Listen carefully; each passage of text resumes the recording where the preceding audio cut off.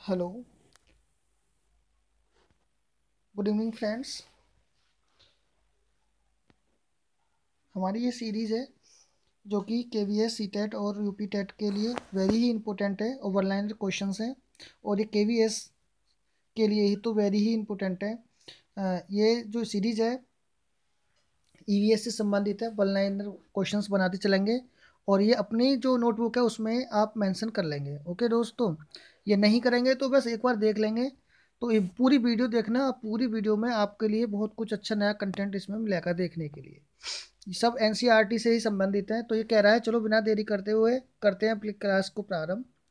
मणिपुर, त्रिपुरा और असम से घिरा हुआ राज्य कौन सा है? तो यानी कि जो त्रिपुरा है, यानी मणिपुर, त्रिपुरा और असम, इन तीनों से, यानी कि जो हमारे ये ईस्ट के जो क्षेत्र हैं, यानी कि नॉर्थ ईस्ट वाले जो क्षेत्र हैं, इनसे घिरा हुआ कौन सा राज्य है? ये है हमारा मिजोरम। मिजोरम जो है मणिपुर, त्रिपुरा और असम से घिरा हुआ राज्य है। यस, नेक्स्ट क्वेश्चन में कहा जा रहा है कि राज्य की सबसे ज़्यादा तटीय सीमा किसकी है? सबसे ज़्यादा जो तटीय सीमा है वो किसकी है? गुजरात की। कई बार क्वेश्चन आया है कि किस राज्य की तटीय सीमा सर्वाधिक है, तो ये है गुजरात की। नेक्स्ट क्वेश्चन से बात करते हैं। भारत की सबसे ऊंची चोटी यानी गार्डविन आस्टीन 8611 मीटर है। इसका जो मतलब ये जो है, या तो यहाँ से ये पूछ लेगा कितनी इसकी ऊंचाई कितनी है। 8000 यानी सॉरी 8611 मीटर। और ये किस श्रेणी के अंतर्गत आती है? तो ये काराकोरम श्रेणी के अंतर्गत आती है। वन लाइनर है, फैक्चुअल फैक्चुअल ही मिलेंगे इसमें और बहुत ही अच्छी तरीके से कंटेक्ट है। अगला है प्रसिद्ध पहाड़ी पर्यटक स्थल। जो प्रसिद्ध पहाड़ी पर्यटक स्थल है किस श्रेणी के अंतर्गत आता है? यानी कि प्रसिद्ध पहाड़ी पर्यटक स्थल किस श्रेणी के अंतर्गत आता है? वो आता है लघु हिमालय के अंतर्गत। ठीक है दोस्तों, अगला है भारत का ठंडा मरुस्थल कौन सा है? भारत का ठंडा मरुस्थल, तो बात करेंगे ठंडे मरुस्थल की, तो क्या है? लद्दाख। और लद्दाख क्या है? एक केंद्र शासित प्रदेश है। अगले बात करते हैं, प्रायद्वीपीय पठार का आकार कैसा होता है? जो प्रायद्वीपीय पठार का आकार कैसा होता है? त्रिभुजाकार। तो भारत क्या है? एक प्रायद्वीपीय पठार ही है। किस इसका आकार कैसा है? त्रिभुजाकार है। तो भारत भी एक प्रायद्वीपीय पठार है। अगर ये पूछता है कि भारत किस तरीके का किस तरीके का प्रायद्वीपीय पठार है, तो भारत भी एक प्रायद्वीपीय ही पठार है जिसका त्रिभुजाकार होता है। आगे क्या है? विश्व का सबसे पुरानी पर्वत श्रृंखला। ये वेरी वेरी इंपॉर्टेंट है। विश्व की सबसे पुरानी श्रृंखला कौन सी है? पर्वत श्रृंखला। ये है अरावली। अरावली कहाँ पर है? अरावली है राजस्थान में। इसके कहाँ पर है? राजस्थान में। यानी कि अरावली की सर्वोच्च ऊंची चोटी का नाम क्या है? गुरु शिखर। ध्यान रखेंगे इसका। कौन सी? Guru Shikhar, sorry mount Abu. आगे है नेक्स्ट, कर्क रेखा भारत के किन राज्यों से होकर कितने राज्यों से होकर गुजरती है? कर्क रेखा भारत के कितने राज्यों से होकर गुजरती है? तो भारत के 8 राज्यों से होकर गुजरती है कर्क रेखा। कर्क रेखा भारत के 8 राज्यों से होकर गुजरती है दोस्तों, ये आप मेंशन कर लेंगे। आगे है कौन सी नदी पश्चिम की तरफ बहती है? यानी कौन सी वह नदी है जो पश्चिम की तरफ बहती है? ताप्ती नदी। ताप्ती नदी जो है वो किसकी तरफ बहती है? पश्चिम की तरफ बहती है। ठीक है दोस्तों, आगे बात करते हैं लक्षद्वीप। यानी कि लक्षद्वीप किस सागर में स्थित है? तो लक्षद्वीप किस सागर में स्थित है? अरब सागर में स्थित है। खनिज प्रचुर मात्रा में पाए जाते हैं क्या? यानी कि जो खनिज है प्रचुर मात्रा में कहाँ पर पाए जाते हैं? ये पाए जाते हैं प्रायद्वीपीय पठार में। कहाँ पाए जाते हैं जो खनिज प्रचुर मात्रा में पाए जाते हैं? प्रायद्वीपीय पठार में। नेक्स्ट क्वेश्चन पे बात करते हैं, किस स्थान की जलवायु निर्भर करती है? किसी भी स्थान की जलवायु किस पर निर्भर करेगी? उसकी ऊंचाई पर, स्थिति पर और समुद्र से दूरी पर। ये 3 चीज़ें बहुत वेरी इंपॉर्टेंट होती हैं जो किसी भी स्थान की जलवायु पर निर्भर करती हैं कि वो कहाँ, समुद्र से उसकी दूरी कितनी है, स्थिति कितनी है और ऊंचाई कितनी है। नेक्स्ट क्वेश्चन से बात करते हैं, वो कहता है कि मतलब कि कौन से राज्यों से लौटते हुए मानसून में सर्वाधिक वर्षा होती है?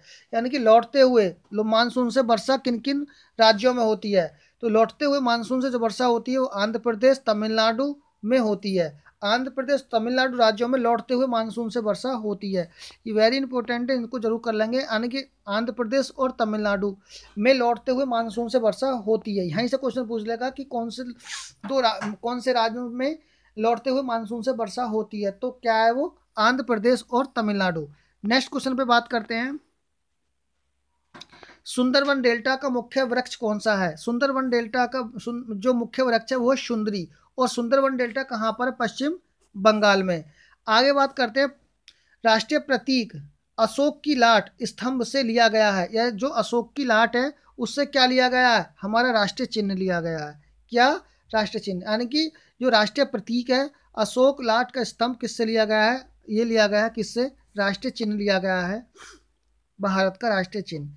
आगे बात करते हैं, जनसंख्या के आधार पर विश्व में भारत का कौन सा स्थान है? यानी कि जनसंख्या के आधार पर विश्व में कौन सा स्थान है? तो कोई आपको पता है, यानी कि दूसरा स्थान है। अब पहला होने वाला है। आगे बात करते हैं कि जनसंख्या घनत्व, भारत का जनसंख्या घनत्व कितना है? यानी 1 किलोमीटर वर्ग क्षेत्र में कितने व्यक्ति रहते हैं? तो 382 जो व्यक्ति हैं 1 किलो वर्ग मीटर के क्षेत्र में, यानी 1 किलोमीटर इधर, 1 किलोमीटर इधर, 1 किलोमीटर, तो इतने क्षेत्र में कितने माइल आएंगे? वो आपको 382। आगे बात करते हैं, क्वेश्चन पे आगे चलते हैं और बात करते हैं, सर्वाधिक जनसंख्या वाला राज्य कौन सा है? उत्तर प्रदेश। सर्वाधिक घनत्व वाला राज्य कौन सा? बिहार। अगर सर्वाधिक घनत्व की बात करेगा तो होगा बिहार, यानी कि बिहार में सर्वाधिक घनत्व है। सर्वाधिक जनसंख्या किस में है? तो उत्तर प्रदेश में है। सर्वाधिक लिंगानुपात कहाँ पर है? तो कहाँ पर है? केरल में। साक्षरता दर भी कहाँ पर है? केरल में। नेक्स्ट क्वेश्चन पे बात करते हैं, भारत में सबसे लंबा बांध कौन सा है? सबसे लंबा बांध कौन सा है? भाखड़ा नागल बांध। ठीक है दोस्तों, भारत में सबसे लंबा बांध भाखड़ा नागल बांध। शहीद ए आजम कहा जाता है किसको? शहीद ए आजम भगत सिंह को कहा जाता है। भारत में हिमालय की सबसे ऊंची चोटी कौन सी है? जो भारत में है वो हिमालय की सबसे ऊंची चोटी है माउंट केटू। माउंट केटू जो भारत में हिमालय है उसकी सबसे ऊंची चोटी है माउंट केटू। आगे बात करते हैं, भारत की प्रथम महिला आईपीएस कौन है? किरण बेदी हैं। क्षेत्रफल के आधार पर भारत का सबसे बड़ा राज्य कौन सा है? क्षेत्रफल के आधार पर अगर बात कर रहा है तो वो कौन सा है? राजस्थान है। भारतीय राज्यों में से किस राज्य की कोई समुद्र सीमा नहीं लगती? तो वो नहीं, किसकी नहीं लगती? राजस्थान। राजस्थान की समुद्र सीमा नहीं लगती। जनगणना 2011 के अनुसार भारत का लिंगानुपात कितना था? तो यानी कि 1000 पुरुषों पर 940 महिलाएं, यानी कि 940 1000 पर। ठीक है दोस्तों, आगे बात करते हैं, भारत का राष्ट्रीय पक्षी कौन सा है? तो भारत का राष्ट्रीय पक्षी है मोर।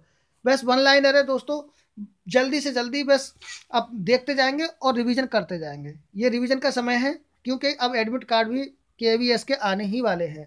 यहाँ से जीएस जीके है ना, पूरा ही कंटेंट क्लियर हो रहा है और ईवीएस भी क्लियर हो रही है। तो प्लीज़ पूरी वीडियो को देखेंगे और लाइक और शेयर और सब्सक्राइब प्लीज़ जरूर कर लेंगे। भारत में पूर्व से पश्चिम की ओर बहने वाली, यानी कि पश्चिम से पूरब की ओर बहने वाली सबसे लंबी नदी का नाम क्या है? पूरब से पश्चिम की अगर बात कर रहा है तो वह है नर्मदा नदी। भारत में पूरब से कह रहा है, वो पूरब से पश्चिम की ओर बहने वाली सबसे लंबी नदी कौन सी है? नर्मदा नदी। भारत का राष्ट्रीय पशु कौन सा है? पशु की बात करता है तो वो क्या है? बाघ। नेक्स्ट क्वेश्चन करते हैं, राष्ट्रीय गीत के रचयिता कौन है? गीत की बात कर रहा है, गान की नहीं कर रहा है। राष्ट्रीय गीत के रचयिता कौन है? बंकिम चंद्र चट्टोपाध्याय। आगे बात करते हैं, तमिलनाडु के निकटवर्ती ये इंपॉर्टेंट है, वेरी इंपॉर्टेंट क्वेश्चन है। यहाँ से कोई भी साल खाली नहीं गया है जब से क्वेश्चन नहीं आया है। बिल्कुल ध्यान से कर लेंगे। ये 3 जो राज्य हैं इनको विशेषकर ध्यान रखेंगे। तमिलनाडु के निकटवर्ती सीमावर्ती राज्य केरल, कर्नाटक और Andhra Pradesh. Very very important question है। यहाँ ये मतलब कोई इससे साल ही खाली नहीं गई है जिसमें ये सवाल नहीं आया है। तो तमिलनाडु से पूछ लेता, क्योंकि वहाँ पर अधिकतर क्या हो जाती है, कन्फ्यूजिंग हो जाती है। तो केरल यानी कि तमिलनाडु के निकटवर्ती या सीमावर्ती राज्य है केरल, कर्नाटक और आंध्र प्रदेश। केरल, मेरे साथ बोलेंगे, केरल, कर्नाटक और आंध्र प्रदेश। एक बार मैप भी देख लेंगे, और मैप देख लोगे तो नो प्रॉब्लम, फिर तो आपको बिल्कुल दिमाग में भर ही जाएगा। आगे बात करते हैं केरल के निकटवर्ती राज्य। तो केरल के निकटवर्ती राज्य क्या हैं? तो 2, कर्नाटक और तमिलनाडु। कर्नाटक और तमिलनाडु क्या है? ये केरल के निकटवर्ती राज्य है। कैसे? केरल, कैसे कर्नाटक, तमिलनाडु को जोड़ दो तो केरल, कर्नाटक और तमिलनाडु इसके निकटवर्ती राज्य है। अगर तमिलनाडु की बात करें तो इसमें तो आ जाएगा केरल, कर्नाटक, के वाले तो दोनों ही आ जाएंगे, और आंध्र प्रदेश को जोड़ दो। तमिलनाडु में के और के वाले दोनों हो जाएंगे, केरल और कर्नाटक और आंध्र प्रदेश को जोड़ दो तो किसके निकटवर्ती राज्य हो जाएंगे? ये तमिलनाडु के। केरल में किसके अब किसको जोड़ना है, कैसे केरल, कैसे कर्नाटक के साथ तमिलनाडु को जोड़ दो, क्या है, केरल के निकटवर्ती राज्य हो जाएंगे। आगे बात करते हैं कि नई दिल्ली, हाँ, नई दिल्ली में रहने वाला कोई व्यक्ति, अगर नई दिल्ली में रहने वाला कोई व्यक्ति पहले भोपाल, यानी कि भोपाल यानी कि कहाँ से जा रहा है वो, भोपाल यानी मध्य प्रदेश, और फिर रांची झारखंड की भ्रमण करता है, उसकी यात्रा किस दिशा में पहले होगी। यानी कि देखो क्या क्या कह रहा है, दिल्ली, दिल्ली मान के चलो बीच में है, जैसे यहाँ पर है तो यहाँ पर आ गई दिल्ली। अब दिल्ली से कहाँ जा रहा है, पहले भोपाल, तो दिल्ली तो ये मैंने मैप बना दिया, यहाँ पर है दिल्ली, दिल्ली से जाएगा भोपाल तो नीचे जाएगा ना। और मैं अभी क्लियर करूँ आपको, रुको थोड़ा सा, रुक जाइए। अब देखिए, यानी कि यहाँ पर इस तरीके से है, तो यहाँ पर क्या है, दिल्ली, सपोज दैट यहाँ पर तो यहाँ पर दिल्ली हो गया। अब दिल्ली से वो कहाँ जा रहा है, दिल्ली से भोपाल जा रहा है, भोपाल कहाँ है, मध्य प्रदेश में, समथिंग मतलब यहाँ पर इधर साइड में है, तो मध्य प्रदेश में आ गया। तो मध्य प्रदेश कहाँ है, यानी कि दक्षिण साइड में आया, तो दक्षिण साइड तो ये आ गई, सबसे पहले नीचे चला गया, दक्षिण साइड आ गई। अब उसके बाद में वो कह रहा है कि मतलब भ्रमण करता है भोपाल मध्य प्रदेश, फिर रांची, रांची क्या है इसके ठीक, क्या है, रांची जो पड़ेगी, रांची पड़ेगी इस दिल्ली के कहाँ पड़ेगी, ये पूरब है, ये पश्चिम है, ये उत्तर है, ये दक्षिण है। तो कह रहा ये तो दक्षिण में तो आ गया, पर दक्षिण के किस में पड़ेगी, ये पश्चिम दिशा में पड़ेगी, दिल्ली के सापेक्ष देखा जाएगा तो। ठीक है दोस्तों, आगे बात करते हैं mount Everest. Mount Everest Nepal का भाग है, इसकी ऊंचाई, माउंट एवरेस्ट किसका भाग है, नेपाल का भाग है, इसकी ऊंचाई कितनी है, 8848, यानी कि 8900 मीटर है। ठीक है, सागर माथा वहां पर इसका नाम कहा जाता है। आगे बात करते हैं, नेक्स्ट क्वेश्चन पे बात करते हैं, भारत देश को इंडिया नाम किसने दिया। इंडिया नाम भारत को किसने दिया, ये ईरानी और यूनानियों ने इसका नाम, ईरानी और यूनानियों ने इसका नाम क्या दिया, इंडिया दिया। कश्मीर से कन्याकुमारी तक, यानी कि यहाँ से ये है पूरब, ये है पश्चिम, और ये है क्या, पूरब पश्चिम, ये है आपका उत्तर, और ये है आपका दक्षिण, ईस्ट वेस्ट नॉर्थ साउथ। अब वो कह रहा है कि कश्मीर, कश्मीर क्या है आपका उत्तर में, यानी कि नॉर्थ से, और साउथ की लंबाई, यानी कि यहाँ से यहाँ तक की लंबाई कितनी है, यहाँ से लंबाई है आपकी।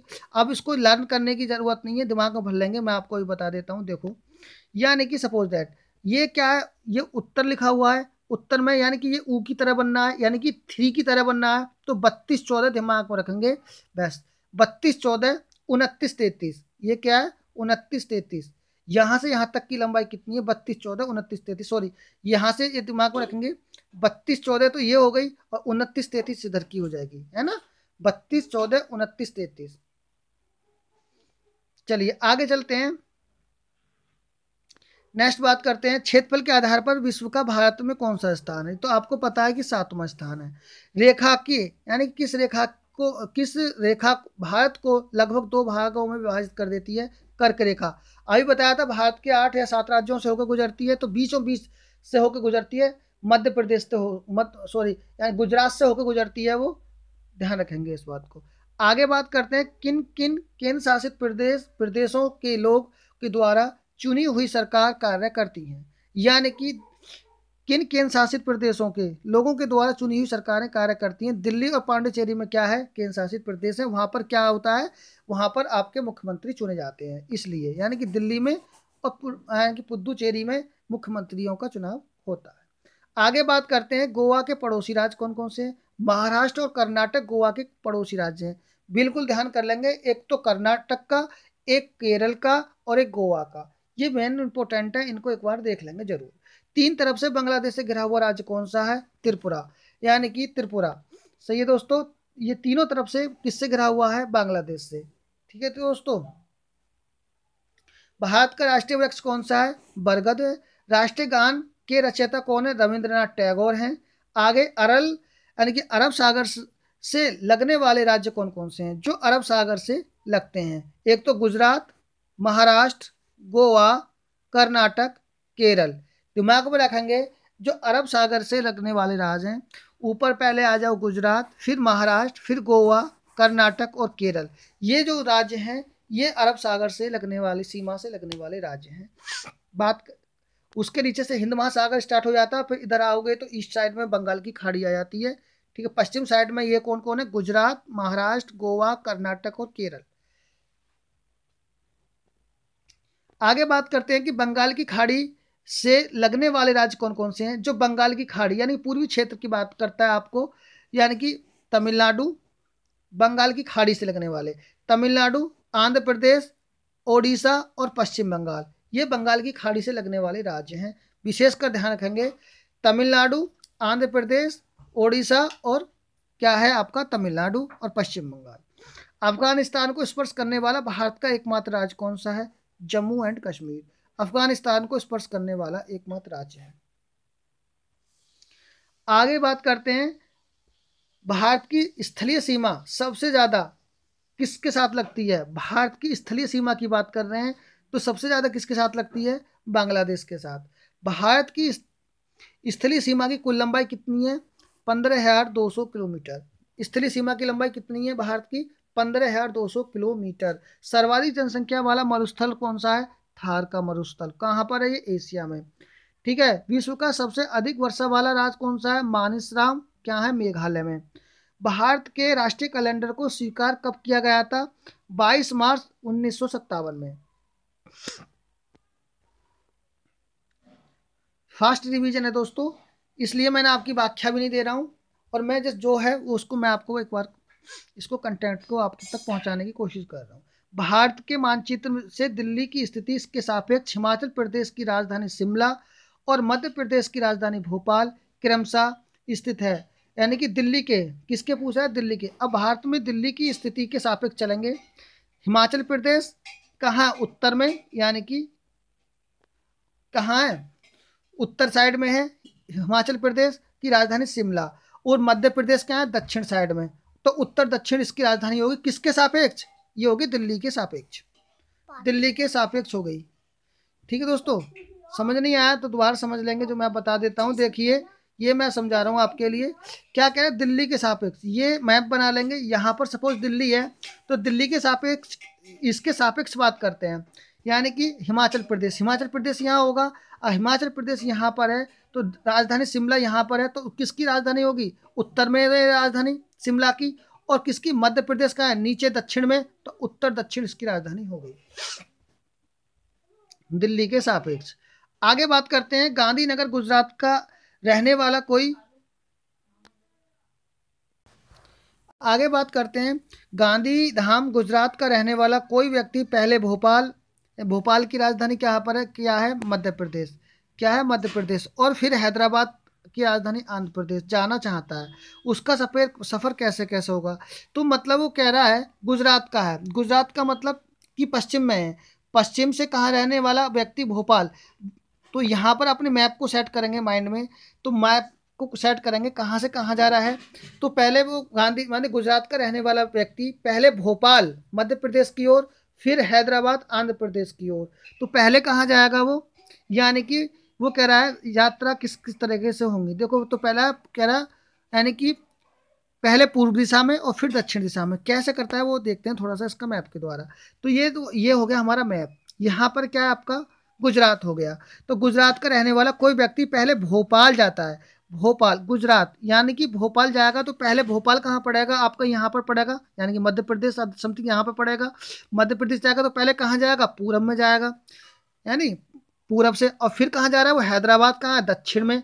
हैदराबाद तो यहाँ पड़ेगा तो पहले जाएगा पूरब में, फिर जाएगा वो दक्षिण में। समझे दोस्तों, तो ये आपका क्लियर हो गया मैप। नेक्स्ट क्वेश्चन पे बात करते हैं, माउंट एवरेस्ट का एक भाग क्या है, नेपाल का भाग है, सीधी बात है। आगे क्वेश्चन पे बात करते हैं, भारत के नक्शे में दिल्ली के संदर्भ में झारखंड और राज्य राजस्थान क्रमशः कैसे हैं। दिल्ली के सापेक्ष की बात कर रहे हैं, तो दिल्ली हमारा देखो ये हो गया ईस्ट वेस्ट नॉर्थ साउथ, तो दिल्ली समथिंग यहाँ पर आएगा। दिल्ली के संदर्भ में झारखंड, झारखंड क्या पड़ेगा, यहाँ पर पड़ेगा। तो पहले कहाँ जाएंगे आप, पूरब में, और किसके सापेक्ष, यानी कि झारखंड और राजस्थान क्रमशः कहाँ का इस दशा में होंगे।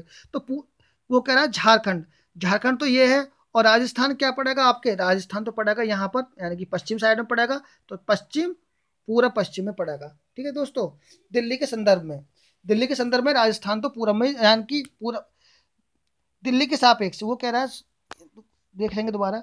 एक नक्शे में दिल्ली के संदर्भ में झारखंड और राजस्थान क्रमशः दिशा में आते हैं, यानी कि पूरब दिल्ली ये है, ये दिल्ली, दिल्ली के संदर्भ में झारखंड, झारखंड कहाँ है, पूरब में है, और राजस्थान कहाँ है, पश्चिम में। बिल्कुल सही है। बस ध्यान रखेंगे कि पहले किसके बारे में पूछा है। अगर दिल्ली के सापेक्ष पूछ रहा है तो पहले झारखंड तो पूरब में बैठेगा, और राजस्थान की बात फिर इसके अगर दिल्ली के सापेक्ष ये पश्चिम में बैठेगा। तो हमारी सीरीज होती है finish. Please like and subscribe कर लेना दोस्तों। इतनी से समय में काफ़ी क्वेश्चनों का रिवीजन करा दिया। ये रिवीजन ही की एक वीडियो थी।